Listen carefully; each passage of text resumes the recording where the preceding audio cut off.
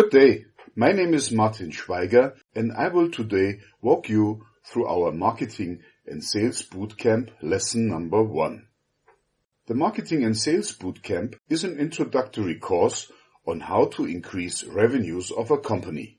The lesson number 1 gives you an overview of what is going to happen in the bootcamp. This lesson is for nerds and for non-nerds. In order to start, when we talk about increasing revenue of a company, we must realize that there are only 3 ways to do this. The first way to increase revenue of a company is to simply sell at a higher price. The second way is to sell more to the existing customers. And the third way is to find more new customers. I have seen that most marketing and sales people focus on finding more new customers and they neglect the first way to sell at a higher price and also the second way to sell more to the existing customers. Whenever you start to think about increasing revenue of your company, never neglect the first 2 ways, selling at a higher price and selling more to the existing customers. How do we sell at a higher price? This is mainly a mental problem that we all have. We must learn how to live with fear, symbolized by this little dog in a fearful posture, and rejection. If we do not learn how to live with fear and rejection, we will never be able to sell at a higher price.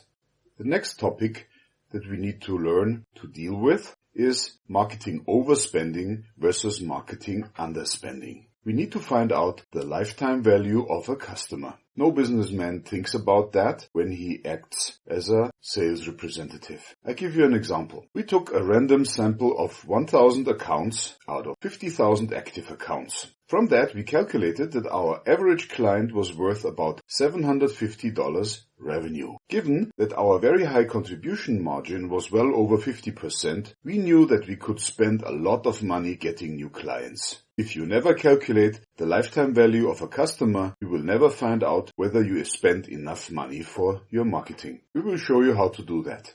The next issue to deal with is defining our marketing channels. We ultimately answer the question, where do we put our marketing money? And when you talk with marketing people, usually they will tell you, use it for unidirectional advertising. This is a newspaper, and in the lower section you see a McDonald's advertising. This advertising is unidirectional because it is addressing the reader of the newspaper without engaging him further.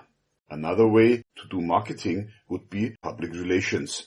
And in this case, if we can convince the editor of this newspaper to write positively about our company, then we have public relation. Public relations is also unidirectional because there is no back channel from the reader of the newspaper to us. The next marketing channel is direct marketing. Direct marketing is all about what we do in our bootcamp. Direct marketing means that there's a back channel. Our advertising would generate a reply from the customer. For the sake of completeness, a 4th way of doing marketing is referral marketing. Referral marketing is also called word of mouth marketing. There are only these 4 marketing channels and we will show you how to use them. What I can tell you right now is that we will not work with unidirectional advertising because we cannot calculate our return on investment. The same applies on public relations. Public relations will never allow us to calculate a value of a return that we get if we invest into marketing. There are only these 4 marketing channels: unidirectional advertising, public relations, direct marketing, and referral marketing. We will also show you how you can convert a unidirectional advertising and a public relations PR into a direct marketing. The next big topic is to apply the law of big numbers. We define our sales funnel. The sales funnel is represented by a figure here. You see that sales funnel is very broad on the top end and very narrow at the bottom end. The top end stands for leads that we generate. A lead is a contact to a person to whom we might or might not sell something. We start with a number of leads. The leads are contacts to persons which will be turned into opportunities. And the opportunities will go through a number of sales stages. From prospecting to qualification, as you see here on the left side, from needs analysis to proposal and a price quote, a negotiation and review stage, and ultimately a closed won and closed lost, but because we don't reach there so easily, we go through an average number of 9 repetitions. So we need to contact our opportunity 9 times before we end with a closed won or a closed lost. To give you an example, let's start with 100 leads. We have generated the 100 leads somehow, for instance over our landing page. After prospecting and qualification, these 100 leads turn into 50 opportunities. After contacting these 50 opportunities 9 times, which means we have 450 interactions, we end up with 5 closed deals won. This is a typical figure. So 100 leads are converted into 5 sales. So now, what do we need to do if we want to generate 50 sales? Very simple. In order to generate 50 closed deals won, we need to have 500 opportunities. And in order to have 500 opportunities, we need 1000 leads. And now you understand why marketing and sales is serious work. In order to generate 1000 leads and to generate 500 opportunities, you will need to invest a lot of work and you need support by computers. We will show you how to do this. The next topic that we cover is the law of big numbers and A/B split testing. And I will explain to you A/B split testing in a way that you will never forget. Let's start with animals, with sheep.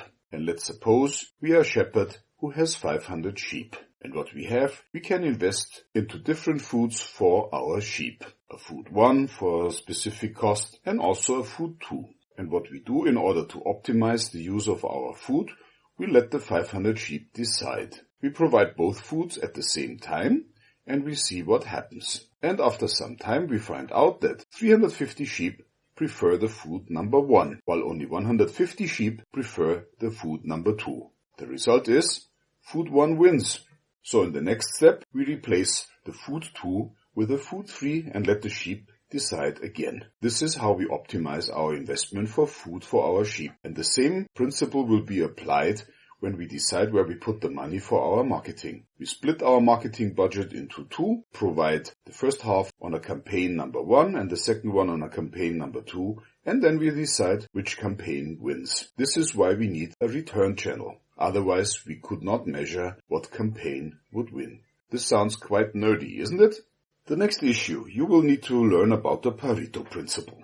The Pareto Principle is represented in the curve on the right top side of this slide. We have 100% input, and the 100% input can generate 100% output. And this is the development of the output over the input. And the important thing is that we see that if we provide 20% input, we obtain 80% of the possible output.